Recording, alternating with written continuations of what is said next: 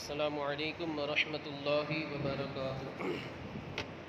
نحمده ونصلي على رسوله الكريم اما بعد فاعوذ باللہ من الشیطان الرجیم بسم اللہ الرحمن الرحیم ان اللہ وملائکته یصلون علی النبی یا ایہا الذین آمنوا صلوا علیہ وسلموا تسلیما اللہم صل علی سیدنا و مولانا محمد معدن الجود والکرم وآلہ الکرام وابنہ الکریم وبارک وسلم۔ عزیزان ملت اسلامیہ، اسی بخاری شریف کی ایک حدیث پاک ہے۔ آقا کریم جناب محمد رسول اللہ صلی اللہ علیہ وآلہ وسلم ارشاد فرماتے ہیں کہ لا تسبوا الدہر فإنی انا الدہر، زمانے کو گالی مت دو، کیوں؟ اس لیے کہ میں ہی زمانہ۔ محدثین کرام، شارحین حدیث اس حدیث پاک کی شرح میں بیان فرماتے ہیں، اس حدیث پاک کا ایکسپلینیشن کرتے ہوئے ارشاد فرماتے ہیں کہ اس سے مراد یہ ہے کہ اللہ رب العزت ہی میں زمانے کا نظام ہے۔ سردی، گرمی، بارش، کہیں پر زیادہ ہونا، کہیں پر کم ہونا، کہیں پر برابر ہونا، یہ ساری کے ساری چیزیں جن کا تعلق زمانے سے ہے، سورج کا نکلنا، چاند کا نکلنا، ستاروں کا ظاہر ہونا، دن ہونا، رات ہونا، انسان کے اوپر مصیبت کا آنا، اسے مصیبت سے نجات ملنا، یہ تمام کے تمام چیزیں انسان اسے زمانے کی جانب منسوب کرتا ہے، حالانکہ یہ پورا نظام چلانے والی میری ذات، میں ہی پورا کے پورا نظام چلاتا ہوں۔ اب اگر کوئی بندہ زمانے کو گالی دیتا ہے، گویا کہ وہ مجھے گالی دیتا ہے، کیوں؟ اس لیے کہ یہ نظام کسی اور کا نہیں بلکہ میرا نظام ہے۔ شارحین حدیث فرماتے ہیں کہ عرب کے اندر زمانے جاہلیت میں اگر کسی بندے پر مصیبت آتی تھی تو وہ کہتا تھا ہائے زمانے کی مصیبتیں، یعنی اس مصیبت، اس تکلیف کی نسبت زمانے کی جانب کرتا تھا۔ اللہ نے منع فرمایا کہ زمانے کو برا بھلا مت کہو۔ آج کل اگر دیکھا جائے تو آج کا انسان بھی یہ لفظ استعمال کرتا ہے، وہ کہتا ہے زمانہ بہت خراب ہے، حالانکہ زمانہ خراب نہیں، انسان خراب ہے۔ زمانہ تو اللہ کا بنایا ہوا ہے اور زمانہ پاکیزہ ہے، طیب و طاہر ہے، لیکن انسان جو ہے اس کا دل خراب ہو چکا ہے، اس کے دل میں فساد واقع ہو چکا ہے، تو زمانے کو کوسنے سے، گالی دینے سے، برا بھلا کہنے سے منع کیا گیا ہے۔ اسی سے سردی کا نظام، مجھے آج سردی کے تعلق سے کچھ معلومات آپ حضرات تک فراہم کرنی ہے کہ سردی جو ہے یہ بھی اللہ کی نعمت ہے، گرمی ہے یہ بھی اللہ کی نعمت ہے۔ گرمی اللہ کی نعمت اس طریقے سے ہے کہ انسان کے جسم سے پسینے کی شکل میں جو فاسد مادے ہوتے ہیں وہ نکل جاتے ہیں، اور سردی بھی اللہ کی نعمت ہے کہ اس سے بھی انسان کی صحت کو نفع پہنچتا ہے، اور آپ نے دیکھا ہوگا، آپ کا تجربہ بھی ہوگا کہ سردی کے موسم میں انسان کا خون ایک جگہ ٹھہر جاتا ہے، یہ بھی اللہ کی نعمت ہے۔ اور ان دونوں موسموں کے ذریعے، خریف ہے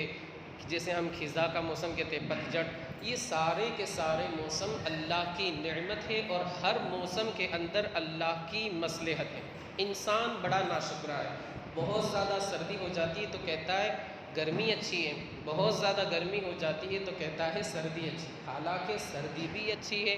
گرمی بھی اچھی ہے، اور اللہ رب العزت نے جو انسان کو دونوں نعمتیں عطا فرمائی ہے وہ اس کی طبیعت کے مطابق ہے، انسان کی طبیعت کے مطابق ہے۔ اور اللہ کا نظام بھی آپ دیکھیں، کسی جگہ بہت سردی ہوتی ہے اور پورا سال سردی ہوتی ہے، کسی جگہ بہت گرمی ہوتی ہے، پورا سال گرمی ہوتی ہے، کسی جگہ بارش بہت کم ہوتی ہے، جیسے ملک عرب میں آپ چلے جائیں وہاں پر بارش بہت کم ہوتی ہے، مگر اللہ کا فضل اور احسان، اس کا کرم، بزرگوں کا فیضان، اللہ رب العزت اپنے ہندوستان کے اوپر، اللہ رب العزت نے انہیں، ہندوستان کے رہنے والوں کو یہ نعمت عطا فرمائی ہے کہ تینوں موسم یہاں پر اعتدال کے ساتھ رہتے ہیں۔ پورا سال گرمی نہیں رہتی، پورا سال ٹھنڈی نہیں رہتی، پورا سال بارش نہیں ہوتی، بلکہ اللہ کا بے پناہ فضل و احسان، حضور خواجہ غریب نواز کا صدقہ کہ یہاں پر تینوں موسم ہمیں الحمدللہ اعتدال کے ساتھ برابر برابر ہمیں ملتے ہیں۔ اچھا، یہ جو گرمی اور سردی ہوتی ہے اس کا ریزن کیا ہے؟ اسی بخاری شریف کی غالباً حدیث پاک ہے، جہنم نے اللہ کی بارگاہ میں عرض کی، اے اللہ میرے جو بعض حصے ہیں، بعض پارٹس جسے حصے کہا جاتا ہے، وہ ایک دوسرے کو کھانے لگتے ہیں، ایک دوسرے کو انتہائی گرمی کی وجہ سے، ظاہر سی بات ہے جہنم کے اندر آگ ہی آگ ہے، گرمی کی وجہ سے یہ مجھے کھانے لگتے ہیں۔ اللہ رب العزت نے اسے سانس لینے کی اجازت دی 2 مرتبہ، سال میں 2 مرتبہ۔ تو جب جہنم سانس لیتا ہے اور اوپر کی جانب جب اس کی سانس اٹھتی ہے تو پوری کائنات کے اندر ٹھنڈی ہو جاتی ہے، موسم ٹھنڈا ہو جاتا ہے، وہ علاقے کے حساب سے کہیں زیادہ کہیں کم کہیں بالکل کم۔ اور جب جہنم سانس نیچے لیتا ہے، ظاہر سی بات ہے یہ جو زمین ہے آسمان سے نیچے ہے، جب جہنم نیچے سانس لیتا ہے تو گرمی کا اضافہ ہو جاتا ہے، گرمی کا اضافہ ہو جاتا ہے۔ یہ حدیث پاک میں ہمیں مضمون ملتا ہے، اور امام غزالی نے احیاء العلوم میں اس کی مختلف صورتیں بھی بتائی ہیں کہ سورج اگر تھوڑا سا ادھر ہو جائے تو گرمی زیادہ ہوتی ہے۔ آپ حضرات کا خود بھی تجربہ ہوگا، مسجد کے اندر آپ ماشاءاللہ دیکھتے ہوں گے سورج جو ہے، جو گرمی کا موسم رہتا ہے تو یہاں پر دھوپ نہیں آتی، یعنی اس طرف سے سورج نہیں نکلتا بلکہ ایسے ہی نکل جاتا ہے بالکل سیدھا سیدھا۔ لیکن جب سردی کا موسم ہوتا ہے تو سورج تھوڑا سا کنارے سے نکلتا ہے، حتیٰ کہ یہ پردے وغیرہ لگانے کی نوبت آئی، وہ مسائل وغیرہ بھی میں نے بتایا حدیث پاک کی روشنی میں۔ تو یہ امام غزالی فرماتے ہیں کہ سورج جب بالکل برابر رہتا ہے تو گرمی ہوتی ہے، تھوڑا سا کنارے ہوتا ہے تو سردی وغیرہ ہوتی ہے۔ یہ ساری چیزیں پیدا کرنے کا مقصد اللہ رب العزت کا انسان کو فائدہ پہنچانا، اور دوسری بات کہ انسان عبرت حاصل کرے۔ آپ دیکھیں گرمی سے کیسے انسان عبرت حاصل کرے گا، ٹھنڈی سے کیسے عبرت حاصل کرے گا۔ گرمی سے انسان عبرت اس طریقے سے حاصل کرے کہ آج کل کا انسان، میں نے جمعہ میں بھی کہا تھا کہ مئی اور جون کی گرمی کو برداشت نہیں کر سکتا، بلکہ جب سے اپریل کا مہینہ شروع ہوتا ہے وہ اچھے سے اچھی مہنگی والی عمدہ قسم کی، عمدہ کمپنی کی، آج کل زیادہ میٹسوبیشی جو کمپنی کی اے سی آتی ہے اسے لوگ پسند کرتے ہیں، تو وہ اپنے کمرے میں لگوا لیتا ہے پہلے ہی سے۔ کب؟ اپریل کے مہینے ہی سے، مارچ سے تھوڑی تھوڑی شروعات ہو جاتی ہے، اپریل میں تھوڑی اور زیادہ ہو جاتی ہے، مئی جون میں تو بہت زیادہ ہو جاتی ہے، انسان 5 منٹ بھی باہر دھوپ میں رہنا گوارا نہیں کرتا۔ تو یہ ساری چیزیں پیدا کرنے میں عرض یہ کر رہا تھا کہ ہم مئی جون کی گرمی برداشت نہیں کر سکتے، تو ہمیں سوچنا چاہیے کہ ہم جہنم کی آگ کو کیسے برداشت کریں۔ اللہ کے گرمی اور سردی پیدا کرنے کا مقصد یہ کہ اے انسان تو عبرت حاصل کر۔ اور ہاں، میں نے یہ بھی حدیث پاک آپ کو بارہا بتائی ہے کہ یہ جو دنیا کی گرمی ہے، آپ اس سے اندازہ لگائیں کہ جب ہم مئی اور جون کی گرمی کو برداشت نہیں کر سکتے تو اس دنیا کی آگ کو کیسے برداشت کریں گے۔ جب اس دنیا کی آگ کو برداشت نہیں کر سکتے تو معاذ اللہ، اللہ کی پناہ، اللہ ہم سب کو بچائے، جہنم کی آگ کو کیسے برداشت کریں گے۔ حدیث پاک میں فرمایا گیا کہ جہنم کی آگ دنیا کی آگ سے 70 گنا زائد ہے، 70 گنا زائد تیزی کے ساتھ بھڑکتی ہے۔ تو گرمی کے پیدا کرنے کا مقصد یہ ہے کہ انسان اس سے عبرت حاصل کرے، اللہ کا خوف اس کے دل میں پیدا ہو، گناہوں سے باز آئے، کسی کا حق وغیرہ نہ مارے۔ اور اسی سورج کو جو اللہ رب العزت طلوع فرماتا ہے، الحمدللہ ہمارے یہاں سورج نکلتا ہے، ورنہ بہت سے ایسے ملک ہیں جہاں پر 1 یا 2 گھنٹے کے لیے رات آتی ہے اور چلی جاتی ہے، جیسے لنڈن وغیرہ اور بلغاریہ اور بہت سارے ایسے ملک ہیں، اور کینیڈا وغیرہ، ہالینڈ میں بھی ایسا ہوتا ہے، کینیڈا کے بارے میں مجھے نہیں پتا، وہاں پر ایسا ہوتا ہے کہ 2 یا 3 گھنٹے کے لیے رات آتی ہے اور واپس سورج نکل جاتا ہے، اور کہیں پر ایسا ہوتا ہے کہ سورج بالکل نکلتا ہی نہیں، جہاں پر بالکل -ڈگری میں سردی رہتی ہے۔ اللہ کا شکر ہے کہ ہمیں سورج کی کرنیں بھی ملتی ہے، اور سائنسداں حضرات، یہ جو سائنٹسٹ لوگ ہوتے ہیں، ویگنانک، ان لوگوں نے کہا کہ یہ جو سورج کی پہلی کرن رہتی ہے اس میں وٹامن ڈی رہتا ہے، جو کہ انسان کی صحت کے لیے بہت مفید ہے۔ وٹامن اے ایپل میں رہتا ہے، وٹامن بی دوسرے، مطلب vitamin A B C D, یہ سارے کے سارے پروٹین وغیرہ انسان کی صحت کے لیے بہت مفید ہے۔ تو آپ ذرا سوچیں کہ چاہے غریب ہو امیر ہو، سب کو اللہ رب العزت فری میں ایسا نسخہ، ایسی دوا، ایسی شفا کی چیز عطا فرما رہا ہے جس کی کوئی قیمت نہیں۔ گرمی ایک عام آدمی بھی حاصل کر سکتا ہے، سورج کی کرنیں ایک غریب آدمی بھی لے سکتا ہے، اور سورج کی کرنیں ایک امیر آدمی بھی لے سکتا ہے۔ تو یہ اللہ کی نعمت ہے، اور میں نے وہ طب کی کتاب میں پڑھا تھا کہ یہ جو انسان اگر بالکل گھر میں ہی پڑا رہے،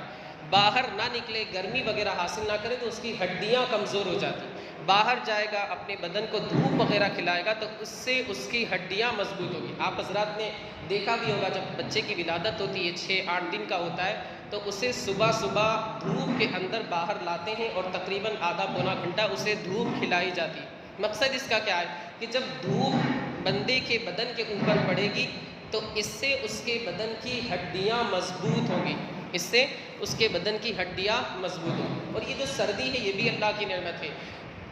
آج کل سردی آتی تو ہم یہ سوچتے ہیں کہ، یا پھر ہماری قوم کے افراد یہ سوچتے ہیں کہ ہم اپنے بیٹے کی یا اپنی بیٹی کی شادی سردی میں کریں گے، لوگ آئیں گے، اچھا رہے گا، گرمی میں لوگ پریشان نہیں ہوں گے، لوگ یہ فکر میں رہتے. مگر کسی بھی انسان کی الا ماشاءاللہ یہ سوچ نہیں رہتی کہ اگر سردی آئے گی تو ہم دن میں روزہ رکھیں گے، دن چھوٹا ہوتا ہے، بہت زیادہ پیاس کا احساس نہیں ہوگا، اور رات لمبی ہوگی، انشاءاللہ اس میں قیام کریں گے، تلاوت کریں گے، اللہ کا ذکر کریں گے، اللہ کو یاد کریں گے. یہ انسان کی سوچ نہیں ہوتی.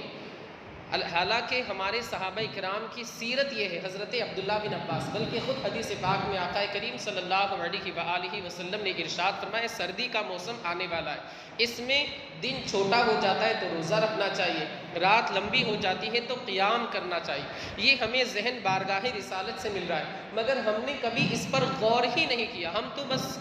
ہماری قوم کے افراد جو ہے وہ تو یہ کہ سردی میں شادی کرنی ہے، سردی میں وہاں جانا ہے، سردی میں شملہ جانا ہے، کلو منالی جانا ہے، یہاں جانا ہے، وہاں جانا ہے، یہ ساری چیزیں ہم نے سوچی. لیکن مصطفیٰ کریم کی بارگاہ سے ہمیں ان موسموں سے کیا عبرت لینی چاہیے، ان کا کس طریقے سے فائدہ اٹھانا چاہیے، اس پر ہم نے کبھی غور نہیں کیا. اور ہم سردی کی تیاری کرتے ہیں کہ بلینکٹ لانا ہے، رضائی لانی، یہ لانا ہے، وہ لانا ہے، کانٹوپ لانی ہے. لیکن اللہ اکبر، اسی سردی سے عبرت حاصل کر کے ہم اللہ رب العزت کا ذکر اور اس کا خوف اپنے دل کے اندر نہیں رکھتے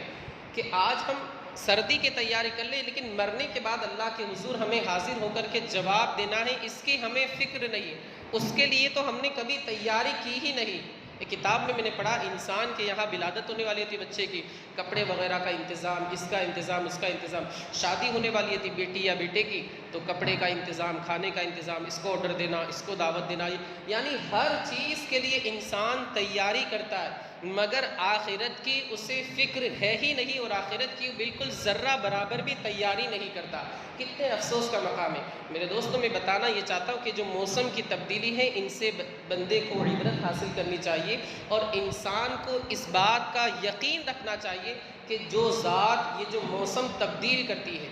جو اللہ رب العزت کے ذات مقدسہ جو موسم کو تبدیل کرتا ہے، سردی سے گرمی، گرمی سے بارش وغیرہ، وہ ذات ہمیں موت دینے پر بھی قادر ہے، اور مرنے کے بعد اٹھ کر کے اس کے حضور حاضر ہو کر کے جواب دینا پڑے گا. معاذ اللہ، اگر ہم نے کوئی گناہ کیا ہوگا، ہماری زبان اگر جھٹلائی جائے گی، اگر ہماری زبان جھوٹ بولے، ہماری زبان کو سل دیا جائے گا. الیوم نختم علی افواہہم وتکلمنا ایدیہم وتشہد ارجلہم بما کانوا یکسبون. اس کے ہاتھ گواہی دیں گے، اس کے پیر گواہی دیں گے، پوری فائل، پورا رجسٹر اس کے سامنے دے دیا جائے گا. اقرا کتابک کفی بنفسک الیوم علیک حسیبا. یہ تمہاری فائل، پورا ریکارڈ تمہارا، اس میں کیا تم نے گناہ کیے، کیا برائیاں کیے، کیا غلط کام کیے، کیا جرائم کیے، یہ تمام کے تمام کے بارے میں ہم سے پوچھا جائے گا. اس وقت ہم جھٹلا نہیں سکتے، اس لیے کہ ہمارے اعضاء، ہمارے پیر وغیرہ گواہی دیں گے کہ مجھ پر چل کر کے اس نے گناہ کیا تھا. ہاتھ کہیں گے اس نے گناہ کے وقت میرا استعمال کیا تھا. اللہ اکبر، انسان کے زبان کو سل دیا جائے گا، وہ جھوٹ بول ہی نہیں سکتا.